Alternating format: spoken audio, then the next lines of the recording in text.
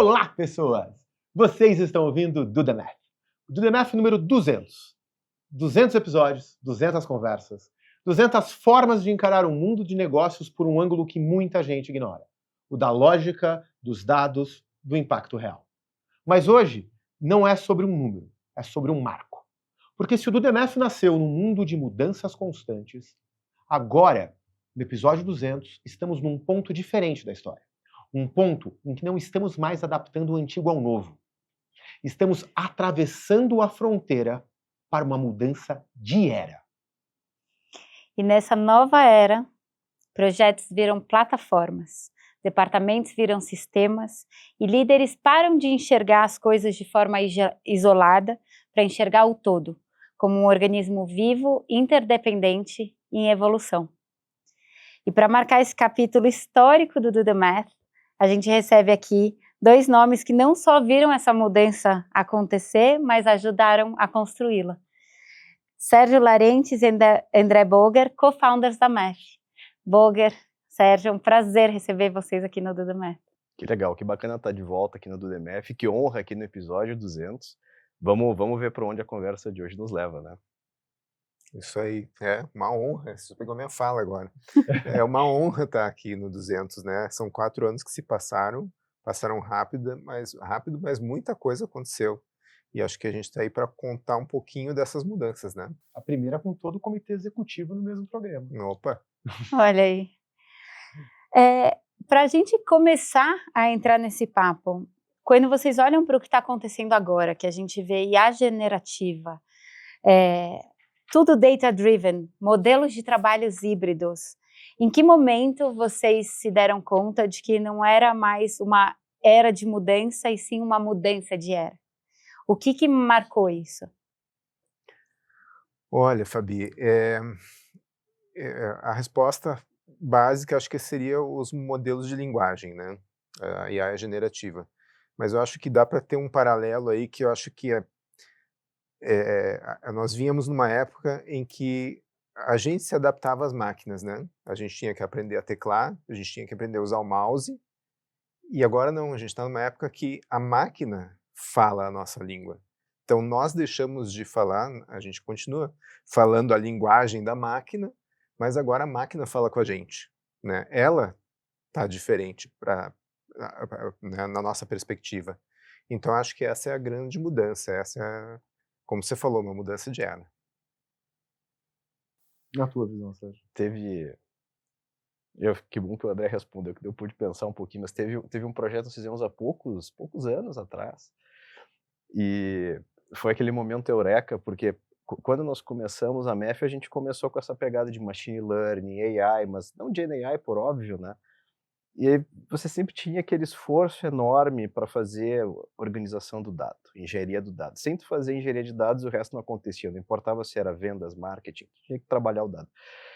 E hoje ainda tem que trabalhar o dado, mas teve um projeto que nós fizemos recentemente onde a gente pôde usar a GenAI para nos ajudar na engenharia que ela mesma iria consumir depois para seguir o ciclo daquele projeto. E aquele momento onde a gente teve a AI nos ajudando a fazer engenharia, que alimentar a outra AI para fazer o resto do projeto, aquele foi um momento meio... Isso é diferente, isso agora mudou a esteira, né? Agora temos um parzinho aqui para conversar.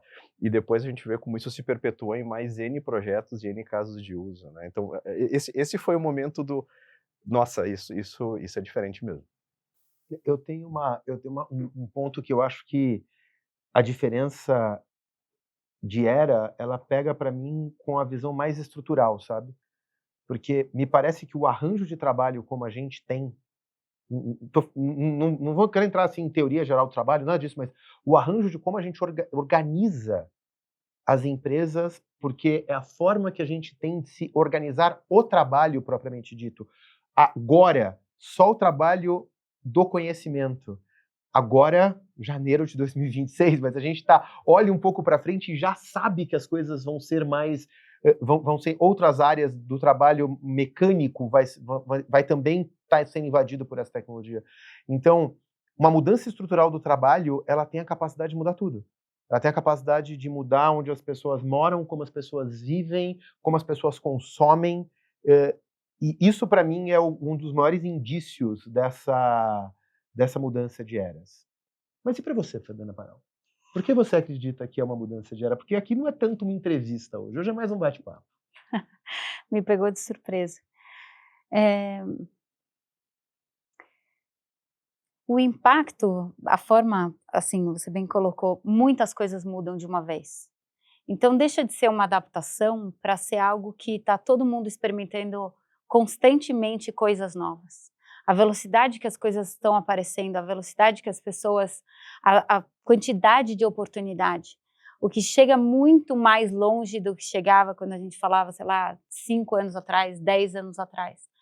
Então isso tem um impacto muito grande, e porque a gente está falando que não é numa área específica, a gente está falando, tá, é a tecnologia, mas a tecnologia num momento onde a tecnologia faz parte de milhões de momentos da nossa vida. Uhum. No trabalho, na indústria, na operação, no relacionamento, no atendimento ao cliente, na quantidade de dados. Então, o impacto é tão brutal que eu acho que fica esse ponto muito mais transformador do que só a sensação de que estamos evoluindo, sabe? Sei. Fico com... Tá, mas vamos falar nas empresas. A gente tá olhando que as empresas, elas têm um histórico, né? Já que a gente está falando de mudança de era, vamos olhar para o histórico do que acontecia, de resolver muitas coisas de forma isoladas. E eu sei que na MEF a gente passou anos falando, a gente tem que combater os feudos, a gente tinha até o iguizinho do cara dos labirintos corporativos olhando por cima, lembra? Mas ainda era assim que as empresas trabalhavam, ou ainda é assim que as empresas trabalham hoje, muitas delas. Então, tecnologia faz uma coisa, marketing faz outra, operações faz outra, aí atendimento ao cliente outra coisa. Então, e a gente está aqui, principalmente no DMF, olhando que os melhores cases com os quais a gente conversa, essas coisas se integraram. A pessoa pensa, o processo, ele está olhando ponto a ponto, ele tá não é pegando a quinta disciplina, ele está com a visão holística, com a visão sistêmica de resolução de problemas. Isto é um recorte que a gente tem no podcast, que é um recorte pequeno da realidade dos nossos convidados, ou vocês acreditam que essa é uma característica dessa nova era? Que as coisas isoladas não têm como sobreviver muito tempo, ou elas não vão gerar valor? Eu acho, assim, na verdade, não é o que eu acho, né? Hoje a gente já tem evidências, a gente tem, como tu já falou, né, Marcel? Os cases que a gente tem hoje são justamente das empresas que não trabalhavam ou passaram a não trabalhar de forma isolada para conseguir ter cases de sucesso. O que me parece é que essa aceleração que a gente teve agora de adoção de GenAI, mas tudo que veio a reboque do GenAI, ela simplesmente ligou o turbo desse ciclo virtuoso. Então, se antes você conseguia ter empresas tendo excelentes resultados, acabando com os silos, e empresas tendo resultados aceitáveis com os silos, essa barreira que agora não está mais existindo. Então, se a gente não acabar com os silos, se as empresas não trabalharem de forma mais integrada, elas não vão conseguir competir. E é essa ficha que, na minha opinião, está caindo.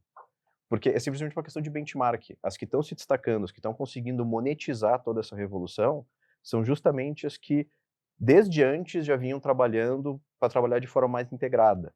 Então, você tinha aquelas organizações onde, é por produto, ou então é por etapa, ou então é por o que quer que seja. E agora você começa a ter as empresas focadas no problema. Então, quero resolver este problema do cliente. Quem que eu preciso angariar, de que dados eu preciso para fazer isso? Veja que GenAI é um ator coadjuvante aqui. Ele só veio para acelerar esse processo. Antes você conseguia ter um resultado aceitável sem fazer isso. Agora você já não consegue mais. E essa ficha que a gente está vendo caindo, é um gerúndio, está caindo. A gente ainda vê, né, quantas reuniões a gente não vai que a gente não ouve. Não, mas isso é com o time de CRM, corre uma lágrima. Né? Não, mas isso é com o time de Datamart, com o time de 3 pontinhos. Cada vez menos, mas ainda é uma realidade. Então, na minha opinião, é isso. Já vinha acontecendo e esse momento só meio que deu um choque de realidade. Não vai dar mais para fazer assim, não. Se você tinha resistência, dá um jeito. Eu concordo. Eu acho que talvez a palavra-chave seja, tu falou em aceleração, né? A palavra-chave é, acho que, velocidade, né? a relação da velocidade do mercado é direta com a velocidade da tecnologia, né? Então, né, se lembra que há uns 10 anos atrás a gente estava lá em Porto Alegre e eu estava falando na compressão da velocidade, na compressão das atividades, dos processos, devido à velocidade do processamento, que a gente falava na curva de Moore, No né? FIC, No Tecnopuc, no Tecnopuc. isso, no né? Tecnopuc. E eu já falava naquela época, assim, a tecnologia vem comprimindo a velocidade das coisas e o mercado tem que se adaptar, né? E é um pouco disso que o Sérgio estava falando, né? Essa adaptação passa por quebrar os silos, passa por ter coisas mais transversais, passa por tu ter um time to market mais rápido. E agora, com AI, ainda passa por você ter conhecimento mais rápido e acessível em todas as áreas, né? Porque os silos são caixas de conhecimento, né? Você tem lá o jurídico, você tem o marketing, você tem o administrativo, as áreas, que são pessoas que se dedicaram a estudar as suas áreas. Mas agora elas estão cada vez mais multidisciplinares também, né? Impulsionadas pelo turbo da IA. Né? Isso faz com que, e eu tenho visto isso em qualquer lugar, na nossa empresa, né, que a gente já entregue um pedido para o jurídico ou um pedido para uma área já pré-processado. Eu não vou mais pedir, eu preciso de um contrato novo para aquele assunto. Eu vou primeiro pesquisar na IA, pegar sugestões, pegar potenciais riscos, e eu vou mastigado para a área, né?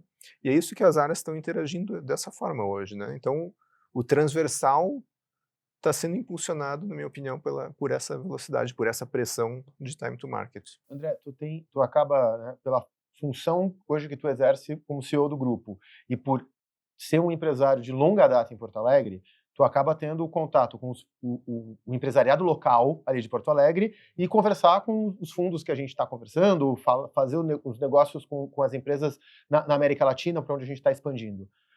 Então, tu acaba tendo essa visão heterogênea de outros empreendedores.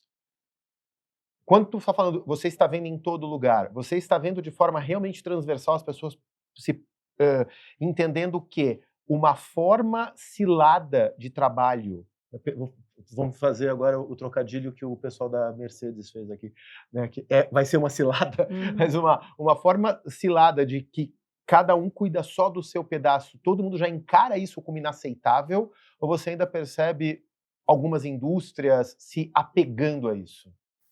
Eu não sei, eu acho que tem indústrias que são naturalmente mais hierarquizadas, né? Tradicionais do velho mundo, vamos dizer assim, e outras mais novas que já encaram diferente esse tipo de coisa, né? Para falar de mais tempo atrás, né? As barreiras como é que chama quando divide uma sala da outra ali, as paredes, as baias, né? Essas coisas já caíram faz tempo, então acho que boa parte dessa ficha já caiu, né?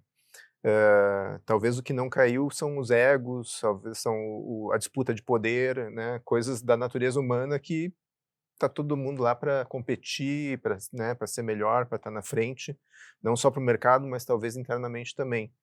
Então, eu acho que são quedas naturais, assim, não forçadas que estão acontecendo e em diferentes velocidades nas diferentes indústrias. Acho que é isso. Depois eu complemento para voltar para ti aí, senão eu vou me alongar aqui. A criação da MEF, vocês estavam falando, né, de algum tempo atrás, e a criação da MEF sempre teve essa tese forte em gerar impacto real, né? O que vocês diriam que a MEF já olhava lá atrás e que agora ficou óbvio para o mercado? Que a MEF, eu acho que a gente teve aquela crença de nova velocidade da tecnologia mudando, as empresas, especialmente nós, empresas de tecnologia, né, precisamos, eu não vou dizer surfar ondas, mas realmente a mudança é uma constante para nós, né? A tecnologia vem e ela nos empurra e a gente tem que chegar para onde ela está nos levando e se aquela condução para onde ela nos leva realmente é aquela, porque às vezes ela tem linhas um pouco tortas. Então, no nosso mercado, de certa forma, ele tem essa vantagem assim, de ser o primeiro a ter que propor a mudança, de ter que transformar o motor 1 em motor 2, né? Então, sucessivamente, a gente tem pensado assim, nosso ciclo de crescimento, ele tem um prazo, né? E esse prazo a gente já tem que, no meio desse prazo, a gente tem que já estar pensando no nosso novo ciclo, que não é, o crescimento é uma consequência, né? O nosso novo ciclo é baseado numa mudança que a gente precisa fazer, que vem impulsionada por essas tecnologias. Então, sim, na MEF, eu acredito que a gente viu a oportunidade de análise de dados, engenharia de dados, né, voltada para negócios, voltada para resultados, voltada muito para o mercado de marketing, de vendas, né, e nós nos moldamos para esse lado. E ao longo desses últimos 5 anos, a gente viu que não era apenas isso, né, que a gente podia expandir em outras frentes e começou a se preparar para isso. Então, acho que o Sérgio me ajuda a complementar, mas Mas é esse caminho, né? especialmente, na minha opinião, especialmente essa questão de método de dados mesmo, né? Porque hã, como a gente veio com esse cacoete de exatas, para o que há de bom e para o que há de ruim, né, às vezes até de forma um pouco cartesiana demais, e lá em 2015 quanta resistência tínhamos, né, eu e o Marcel, nós íamos conversar com o pessoal na época de vendas e marketing, nós parecíamos alienígenas. Como assim vocês querem botar um modelo de machine learning para me dizer para quem eu tenho que vender? Vocês fumaram alguma coisa aqui, né, e a gente teve um ou outro, e dá para contar nos dedos, né, Marcel, CMO que nos ouviu à época e depois viraram relações de longa data. Então eu acho que o que a gente viu na época e demorou até as áreas talvez concordarem conosco e a gente também entender como embrulhar isso para ficar mais palatável para as áreas, foi essa questão, hoje em dia clichê, né, do data driven, data oriented, mas enfim, dessa questão de fazer bom uso dos dados para tomar decisões de negócio, né? Quando a gente está falando de para lá de 10 anos atrás, hoje em dia talvez isso soa óbvio, apesar de que eu desafio boa parte de quem está nos ouvindo e nos vendo a olhar se a empresa é genuinamente data-driven, mas isso há 10, 11 anos atrás soava quase como ficção científica, né? Então, talvez justamente por a gente ter noção dessas mudanças rápidas que o André falou e a gente enxergar essa questão do potencial do uso de dados para negócios, desde aquela época, tenha sido que, à época, nós começamos a tentar catequizar o mercado e o início foi difícil, né? Até que em algum momento as coisas convergiram de que nem tudo à época era projetizável, era uma época que squads ainda era novidade, imagina, nós estamos falando de bastante tempo atrás, então toda essa formatação de times em busca de um resultado de negócio usando dados, sem aquelas amarras que ainda à época faziam tanto sentido para muita gente, né, das caixas de projeto, escopo e tal. Acho que foi aí que a gente realmente teve uma proposta de valor que, com o passar do tempo, com a gente aprendendo com o mercado aprendendo conosco, a gente conseguiu realmente rampar. Participei de um debate, de uma mesa redonda, vamos dizer assim, tem alguns meses, foi ali, comecinho de novembro, no lançamento do livro da Sandra Turk, ela fez um livro em que para cada capítulo ela entrevista 3 pessoas, e uma dessas entrevistas é um podcast no final. Um dos podcasts é comigo, e o outro é com o meu querido amigo Romeu Buzarello.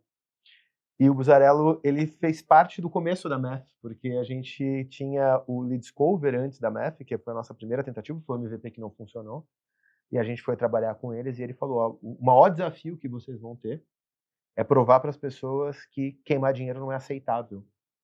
O pessoal está vivendo num mundo maluco em que acha que tudo bem ficar queimando dinheiro e depois fala: não, isso aqui foi brand, isso aqui queimar dinheiro não é aceitável. As coisas precisam ter uma cadeia lógica de causa e efeito, e nem todo mundo está convencido disso ainda. E esta conversa foi comigo e contigo, né, Sérgio, em 2015.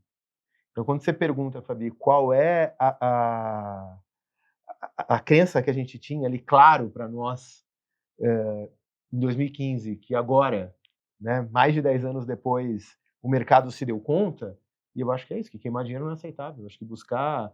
Você não precisa ficar queimando para sempre qualquer volume para aprender ou para fazer brand. Tudo tem os seus limites, tudo tem um nível de causa e efeito real. Tudo, na realidade, a gente consegue criar um modelo que mostre o racional por trás. Eu acho que hoje as pessoas têm isso como padrão. E talvez seja por isso que hoje, para a gente, isso não é mais o principal da nossa oferta.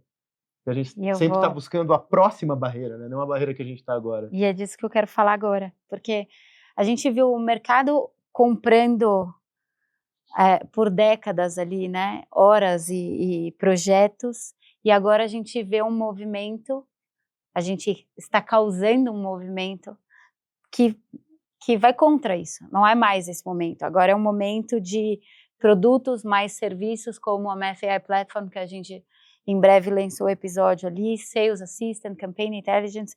Então, eu queria saber, Sérgio, na sua visão, por que essa mudança, o que teve esse momento, projetos enormes, sem fim, de 3 anos, e depois isso foi por água. Você bem lembrou que na época da Math, no começo da Math Squad ainda era uma coisa nova, porque já era um modelo diferente, e agora a gente está num outro formato. Por que você, ou qual a sua visão em relação a este modelo atual? Por que ele é importante? Ou o que você vê desse movimento que a gente está fazendo? Bom, e assim, isso quem está falando não sou eu, né? As próprias... começou uma onda de revisão de modelo de negócios, inclusive pelas consultorias de negócio, né? Você vê que elas estão numa encruzilhada, que ainda não bateu forte em tecnologia por conta de todo um débito técnico, vamos dizer assim, que a gente tem no mercado, ainda mais aqui no Brasil. Mas, de verdade, quando a gente para pensar que hoje uma enormidade, a imensa maioria dos contratos que envolvem tecnologia ainda estão remunerando por call, por licença, quando a gente está falando de produto, ou por valor hora, quando a gente está falando de serviço, né?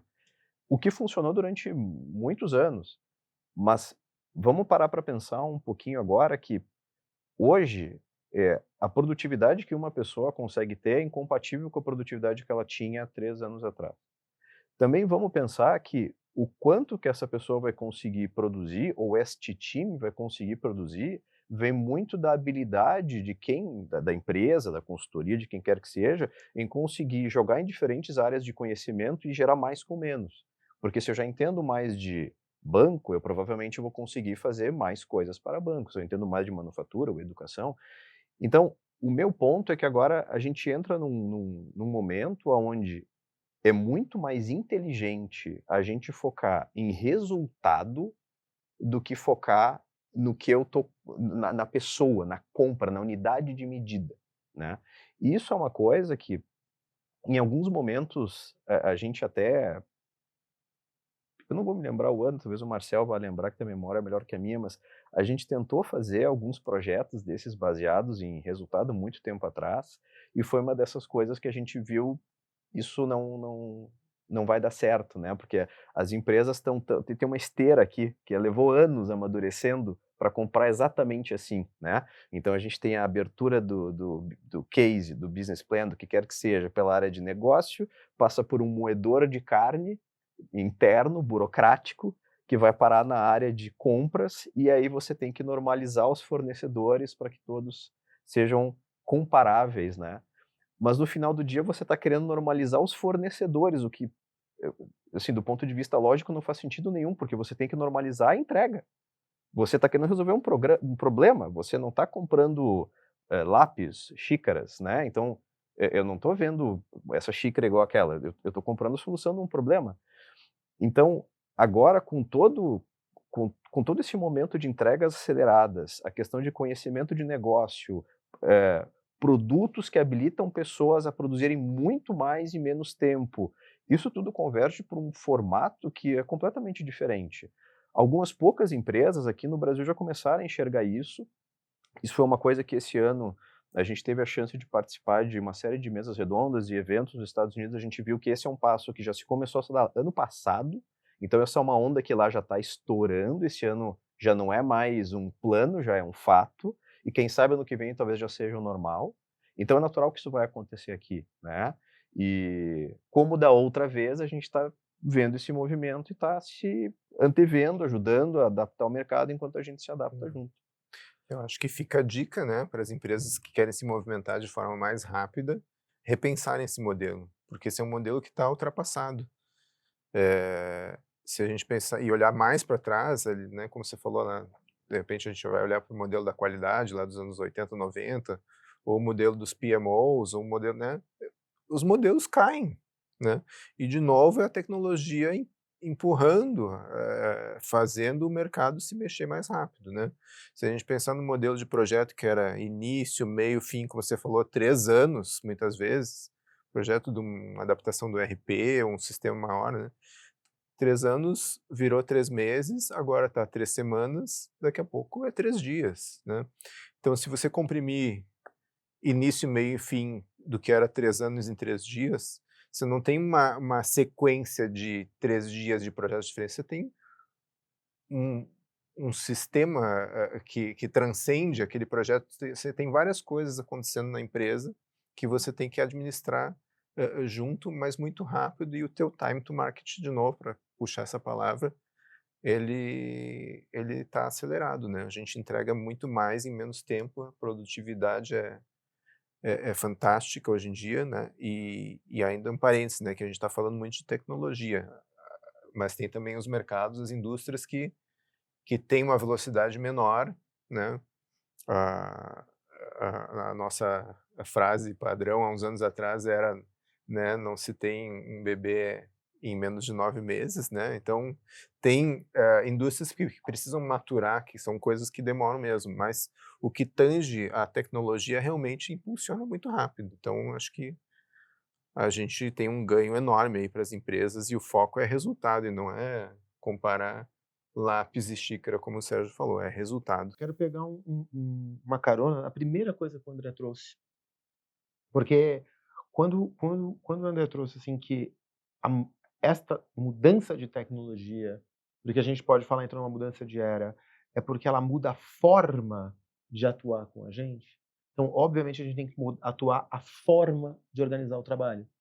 Só que esta forma que hoje as pessoas estão acostumadas a comprar, essa normatização do fornecedor, não baseado na solução do problema, mas sim baseado no perfil profissional, que concordo com o Sérgio, faz pouco sentido, ela tem dentro dela um incentivo perverso que as empresas só depois se tocam que elas estão comprando por branding, que é existem e existe a prática, assim, tem muita gente que já coloca, do fornecedor que vai lá, põe gente, fica complexa a execução desse projeto, aí ele precisa de mais gente para tentar ir atrás, mas daí ele coloca o perfil mais caro dele, que é o arquiteto, o gerente, o diretor, no projeto para conseguir gerenciar aquele esquadrão de gente que ele está crescendo de forma... Porque começa a ficar ingerenciável, você começa a ter uma quantidade de linhas de comunicação que não se fala, você não consegue mais entender o que acontece porque aquilo cresce. Eu olho que a gente tem, por um lado, esse incentivo perverso, que os grandes players do mercado, que hoje se colocam como soluções de tecnologia, vão lutar contra o mudar o modelo, até porque eles ganham os bônus baseado nisso hoje, e eles se autoalimentam do problema gerado por isso mesmo. Só que, por outro lado, assim que as pessoas começarem a perceber que você tem você muda o incentivo. Então, no incentivo, de vez de colocar mais gente e piorar, resolve o problema mais rápido e melhor, que de repente a gente pode virar sócio no próximo problema. Que daí a gente fazer esse mais um, e mais um, e mais um, e para mim é melhor também. Então, na hora que o cliente percebe essa mudança e ele muda o incentivo para o lado também do fornecedor, eu acho que ele vai mudar o jogo e ele vai ser mais veloz, como trouxe o André. Então, a gente, para mim, se está a um grande case de muito barulho do mercado mudar de uma vez só. Tem um ponto do que vocês falaram que, assim, me parece que vai ser quase inevitável, vendo a quantidade o ganho de eficiência que você pode ter, ganho de produtividade, ganho de tempo, potencialização em tudo aquilo que você está fazendo, tá? De desenvolvimento de habilidade, até agentes e assistentes, etc. vai ser muito esquisito alguma empresa ou algum empresário continuar numa cadeira achando que ele precisa só aumentar o número de pessoas lá. Provavelmente em algum momento ele vai falar, por que o mundo inteiro está caminhando para uma coisa mais eficiente, usando plataforma, tecnologia, aceleradores, e eu estou trazendo mais pessoas. O que me parece que vai ter um choque ainda de modelo de trabalho vai ser a parte de compras, que é o que a gente falou, tá? Daí como você passa, então, a avaliar isso? Que vai ser totalmente Vai ser diferente. totalmente diferente. Mas se você não muda isso, Fabi, imagina que você está então, eu vou trabalhar do jeito antigo, porque minha Não, empresa tem que pode. mudar. Tá bom, então não muda, só que daqui a pouco uma empresa de 6 pessoas está sendo o seu principal concorrente. Porque você não quer mudar o seu modelo de pensar Claro. e organizar. E aí, como é que você vai fazer? E entra um pouco no que a gente fala, é uma mega oportunidade passando para todos. Sim, para todos. Então todo mundo deveria fazer. E a gente estava falando no começo ali, né, das empresas que eventualmente ainda trabalham em áreas isoladas e das vantagens de uma empresa ser desenhada e operar de forma como um ecossistema.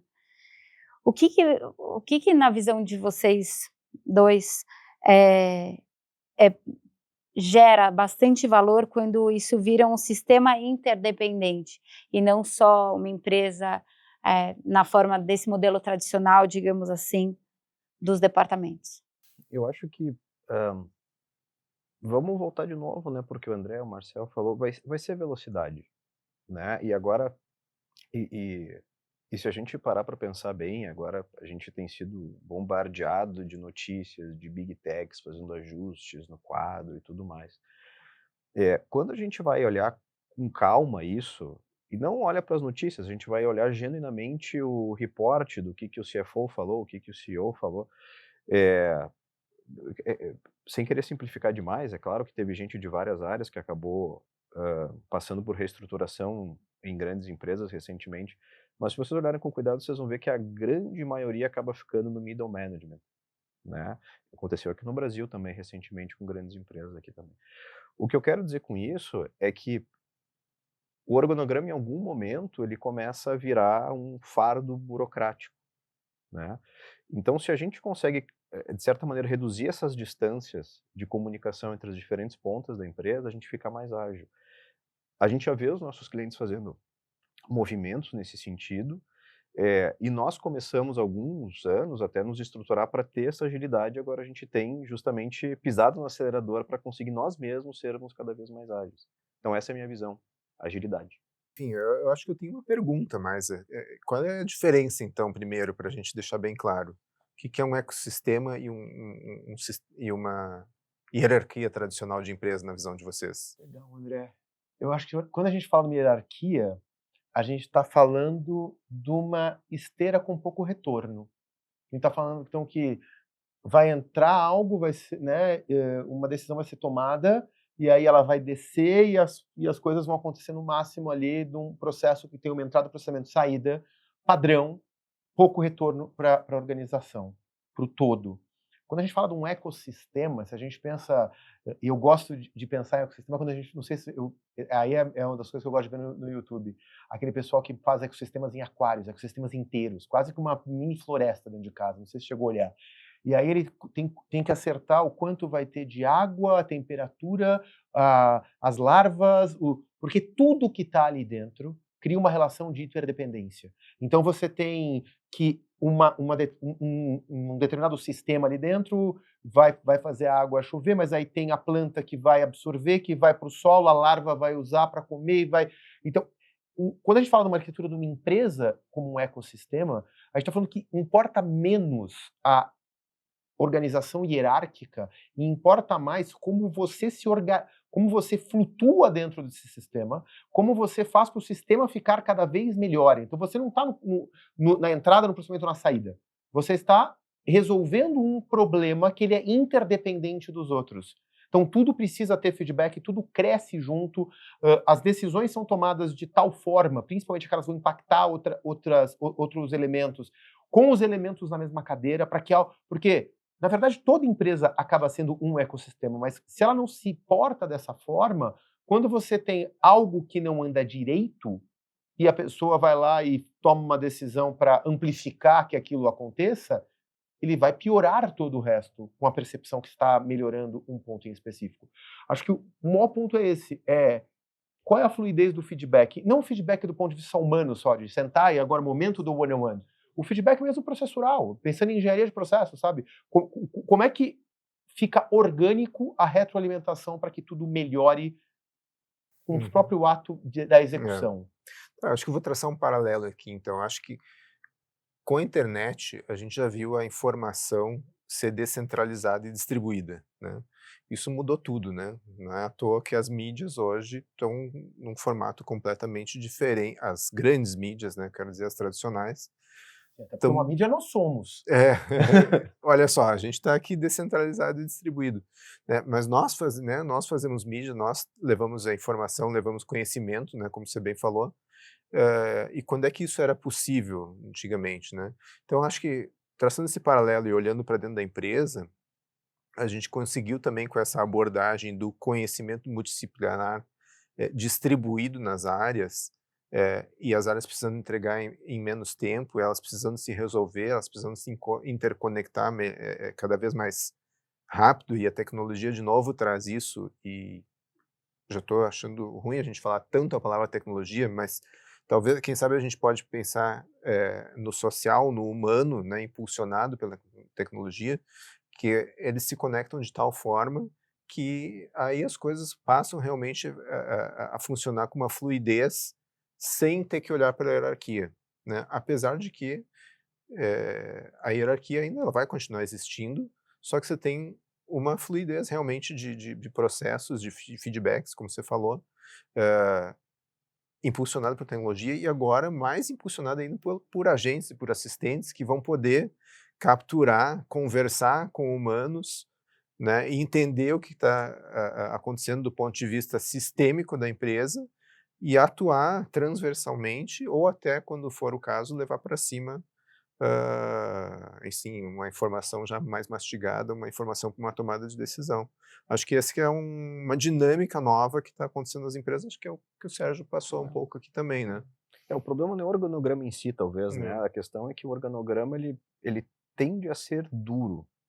E agora as coisas vêm mudando cada vez mais rápido. Se a gente precisa gastar muita energia gerindo o organograma, a gente não está gastando energia gerindo o negócio, resolvendo problemas. Talvez seja mais... Talvez a gente tenha que trocar organograma por pessoas, né? Porque as pessoas continuam ainda sendo pessoas, né? Talvez impulsionadas por tecnologia, mas são pessoas que vão precisar do feedback one-on-one, que vão precisar da nossa atenção como seres humanos mesmo, né? Para a gente não ficar só na tecnologia, né? Para sair um pouco de tecnologia, André, como trouxe, a gente está falando aqui em mudança de era, né? E a gente acredita, essa é uma crença nossa forte de mudança de era. E a gente acabou de passar por um processo de marca, de reposicionamento, então, que a Fabi liderou, e ela teve que conversar com a empresa inteira. Então, Fabi, qual é a crença? O que é essa crença que você acha que não bate no mainstream? Assim? O que é, se você fosse sintetizar, qual é a crença-chave da MEF? Qual que ela é? Marcel, hoje a gente reforçou isso em vários pontos, né? A primeira coisa, e aí sempre que me perguntam o que gera impacto real? Então, sempre, isso dentro de casa para a gente falar de qualquer coisa, para que a gente vai fazer isso? E aí a tecnologia, ela não importa, porque não é vamos implementar ou vamos, não, qual é o impacto, qual é o problema que a gente vai resolver. Então, essa é a primeira coisa. E a gente tem uma crença muito, muito forte do ir além, que é também do que vocês falaram aqui, que é a gente puxa essa onda, a gente cria essa onda junto. Então, como que a gente vai além em coisas que ainda não estão na mesa, que ainda não estão acontecendo, que ainda os executivos vão olhar isso? Porque a mesma sensação que a gente mencionou hoje, do que quando vocês criaram a MEF, vocês olhavam lá atrás, é o que agora é óbvio para o mercado. Então, acho que tem esse ponto de, o que está lá na frente e ainda nem chegou. A gente tem isso muito forte de buscar esse ainda inimaginável. E você, André, lá desde a Boger Train, sobra alguma crença que quem entendeu a piada entendeu, quem não entendeu fica aí, só tem muito tempo atrás. Qual crença te acompanha que tu fala que essa daqui ajuda e me ajuda a guiar e ajudou a gente a servir de farol aqui para onde a MEF está indo e o que ela está criando? Eu acho que a crença e que sempre permeou as nossas empresas é o que a Fabi falou agora, né? De a gente ir resolver problema, tá? Mas guarda esse ponto, essa é a crença. Eu estava pensando só enquanto a Fabi falava, que ela falava um pouco daquela coisa de engenheiro de obra pronta, né? Olhar para trás e dizer o que aconteceu, né? Porque a gente está cansado de ouvir sobre Kodak, sobre, né, a Blockbuster, né? Sobre o vinil que virou CD, MP3, Napster, Spotify. E as pessoas olham para o celular hoje, para o Spotify e dizem, mas era óbvio que isso ia acontecer, né? Então acho que a gente não está, a gente quer construir o óbvio dos 5 próximos anos, acho que esse que é o ponto, né? E acho que essa que é a crença, porque as pessoas não estão se dando conta, né, que a gente está falando aqui na mudança de era. Mudança de era é isso, é o vinil que vai virar Spotify. Qual é o vinil da sua empresa hoje que é Spotify daqui a 3 anos? A gente pode te ajudar nisso, eu acho que essa é a nossa crença. Eu vou falar a mesma coisa de um jeito diferente, né, mas quando a gente, até cunhou o nome da empresa de MEF, né, eu me lembro que a gente tinha essas conversas, né, eh, qual é o nosso mojo, né, e aí a ideia toda era o método científico, que à época a gente chamava um pouquinho diferente, mas era um pouco disso, né, então, o resolver o problema era a nossa variável independente aqui, era o nosso X, então a gente tentava achar qual era a equação que encontra X. E aí, de novo, é a mesma coisa de um jeito diferente, mas era tentar reduzir os problemas a problemas menores que a gente conseguisse, através de um método replicável e provável, mostrar, ó, resolvemos o teu problema, vamos ao próximo. Não é discutível se o problema está resolvido ou não, está provado, né? E justamente por causa dessa coisa meio cartesiana, do jeito que eu expliquei agora, há muitos anos atrás, era menos sexy, talvez, né, esse pitch. Felizmente, depois a gente encontrou o meio do caminho e as coisas deram certo. Mas no final do dia é isso, desde antes da MEF, mas é que com a MEF isso foi reforçado, foi essa questão do resolver o problema com a MEF de forma mais estruturada, mais científica, que é o que vem conosco desde então. E a beleza dessa proposta é que GenAI ou Machine Learning, lá em 2015, pouco importa, né?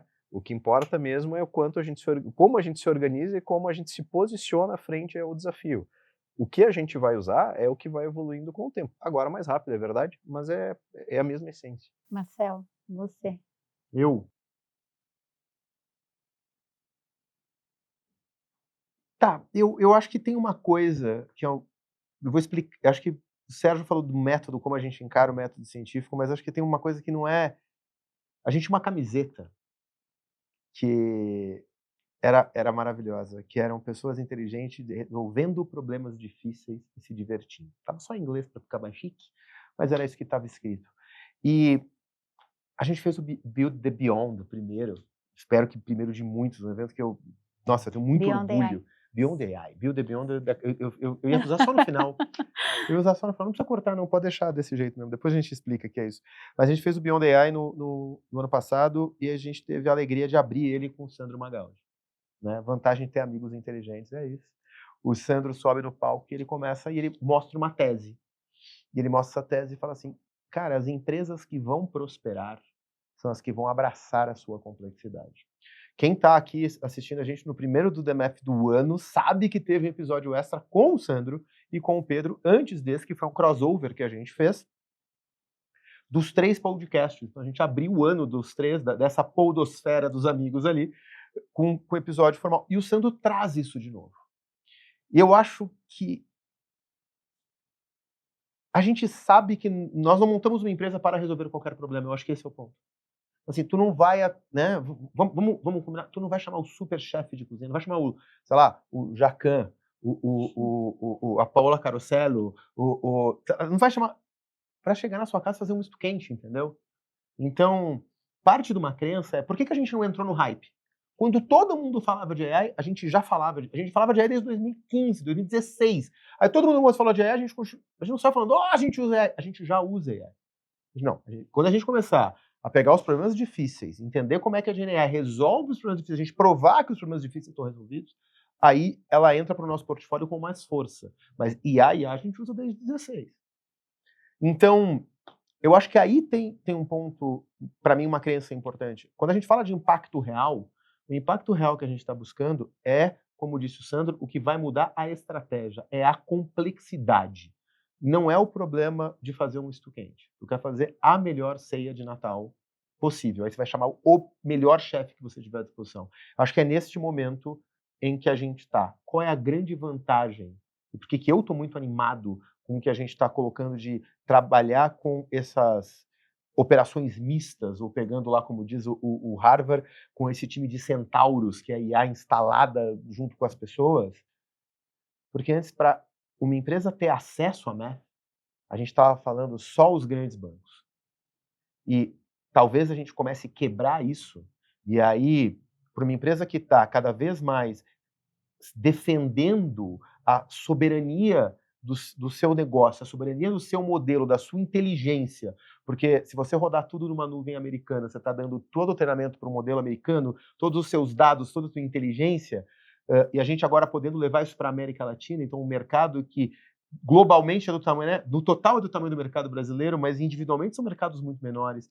Então, eu acho que isto valida e facilita com que nós possamos ser possíveis para muito mais empresas, o que vai fazer com que a gente gere um impacto local muito maior do que a gente gerou até hoje. Acho que tá aí minha crença. Muito bom.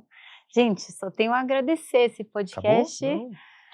Já estouramos um pouco tempo, mas foi muito bom. Boger, Sérgio, Marcelo também, porque foi um podcast totalmente diferente.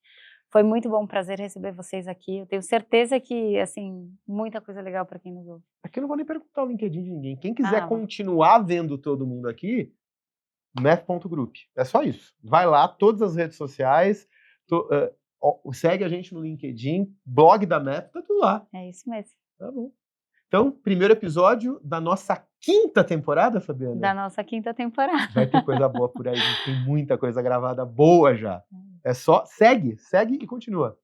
Vai lá, C, curte, comenta, compartilha. Sócios, muito obrigado. Eu que agradeço. Foi um prazer. Foi divertido. Valeu!